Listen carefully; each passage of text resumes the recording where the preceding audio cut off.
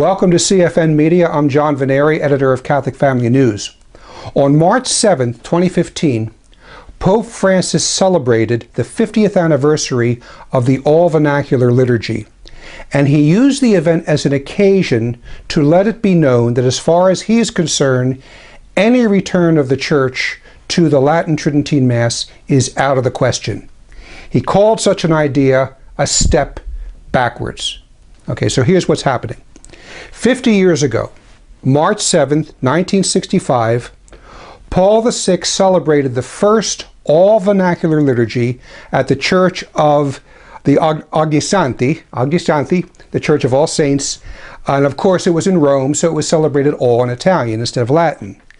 Now, part of the symbolism going on here was that Paul VI did not celebrate this first all-vernacular liturgy in one of the great patriarchal basilicas of Rome. No, rather he celebrated it at a regular parish church, okay, a church of the people, to inaugurate the all-vernacular liturgy. And this liturgy would be celebrated, of course, in the language of the people.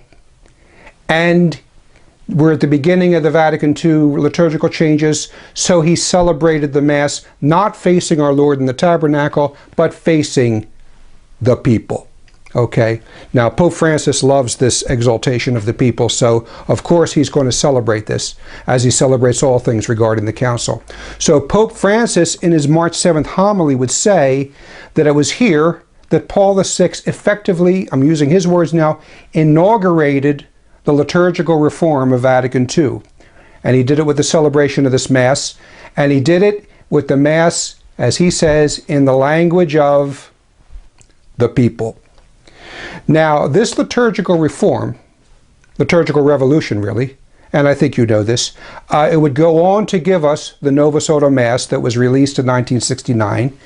The same Novus Ordo Mass that Cardinal Ottaviani and Bacci critiqued in the critical study, and they said in their letter of to Paul VI on June 5th, 1969, they said that the new Mass, I'm quoting now, represents both in its whole and in its details a striking departure from the Catholic theology of the Mass as it was formulated by Session 22 of the Council of Trent.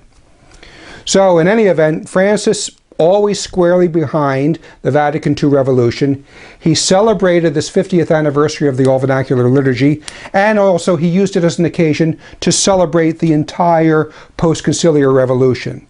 And one of the most striking parts of his homily on this occasion is when he said, I'll quote now, quote, "Let us thank the Lord for what he has done in his church in these 50 years of liturgical reform. It was truly a courageous gesture for the church to draw near to the people of God so that they are able to understand well what they are doing." Okay, now there's a sticky little side point here, and that is that the liturgical reform, anyone who knows anything about what happened back then, the liturgical reform, this new all-vernacular liturgy and this Novus Ordo, it immediately caused a mass and lasting defection of Catholics from the Church worldwide. A lot we could talk about this, but I want to continue with the quote. Francis says, "This is important for us to follow the Mass in this way. It is not possible to go backwards. We must always go forward, always forward. And those who go backward are mistaken." Close quote. So he's talking to traditional Catholics, of course, telling us that we are mistaken. But what's interesting is, do you see what's going on here? Pope Francis is actually saying that there is something in the Church that can't be changed. It's kind of funny, really. And you'll notice, too, that the only time progressivists talk like this, or usually the only time that progressivists talk like this, is when they want to solidify the revolution. Pope John Paul II did the same thing regarding the new ecumenical orientation. He said there's no going back. It can't be changed. He said this in his encyclical Ut Unum Sint, 1995, and we read there, John Paul says, quote, "At the Second Vatican Council, the Catholic Church committed herself irrevocably to following the path of the ecumenical venture. Now, John Paul II, one of the most revolutionary popes in history, his entire pontificate is one of change, change, change, new things, new things, new things. But here he is saying that there is something in the church, this precious ecumenism, that can't be changed. All right, it's kind of funny. Now, there's a lot to say about Vatican II's liturgical revolution and the new Mass, but I want to limit myself to a principal aspect of the all-vernacular liturgy, and that is the fact that it represents defiance of the Church's consistent centuries-old magisterium, wherein an all-vernacular liturgy was condemned.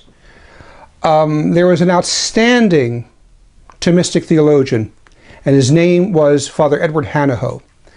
He wrote in the 1950s and in the 60s, and he was wise to what was going on at the time. And he pointed out that it's a tactic of ecumenists, and by extension of modernists, to pretend the magisterium has not spoken in certain areas that get in the way with the new program. They don't necessarily deny it, they just don't talk about it. They pretend it doesn't exist. And here is what we have happening here. We have this all-vernacular liturgy foisted on us by ecumenists in high place, a real top-down operation, and these men simply pretend that the magisterium has not spoken regarding the all-vernacular liturgy, the fact that it is condemned and it shouldn't be done, and then they celebrate this flagrant disobedience as if it was a step, it is genuine progress in the church. Now I'm going to give four of the most obvious examples of what I'm talking about regarding church teaching and the vernacular. The Council of Trent.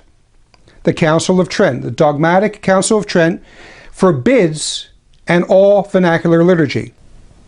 You read it in Canon 9, Session 22 of the Council of Trent, and it teaches infallibly, quote, oh, one thing you should know about this too, there's a number of other things in this Canon 9, but I've just extracted the vernacular liturgy part that we're talking about. So Canon 9 says, quote, if anyone says that the Mass ought to be celebrated in the vernacular tongue only, let him be anathema, close quote.